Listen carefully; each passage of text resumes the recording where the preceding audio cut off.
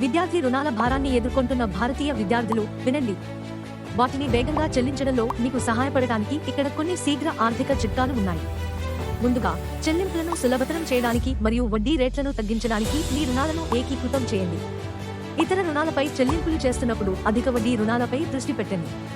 నెలవారీ చెల్లింపులు మరియు మొత్తం వడ్డీని తగ్గించడానికి ఆదాయమాధారిత రీపేమెంట్ ప్లాన్లు లేదా లోన్ రీఫైనాన్సింగ్ ఎంపికలను అన్వేషించండి. పార్ట్ టైం వర్క్ లేదా ఫ్రీలాన్సింగ్తో మీ ఆదాయాన్ని పెంచుకోండి. ప్రతి అదనపు రూపాయి లెక్కించబడుతుంది. ఖర్చులను ట్రాక్ చేయడం మరియు అనవసరమైన వాటిని తగ్గించడం ద్వారా తెలివిగా బడ్జెట్ చేయండి. మెరుగైన నిర్వహణ కోసం బడ్జెట్ యాప్లను ఉపయోగించడాన్ని పరిగణించండి. భవిష్యత్తు కోసం బలమైన పునాదిని నిర్మించడానికి ఆర్థిక అక్షరాస్యతలో పెట్టుబడి పెట్టండి. సంకల్పం మరియు స్మార్ట్ ఫైనాన్స్ కదలికలతో మీరు విద్యార్థుల రుణం నుండి విముక్తి పొందవచ్చు మరియు ప్రకాశవంతమైన ఆర్థిక భవిష్యత్తును పొందగలరు.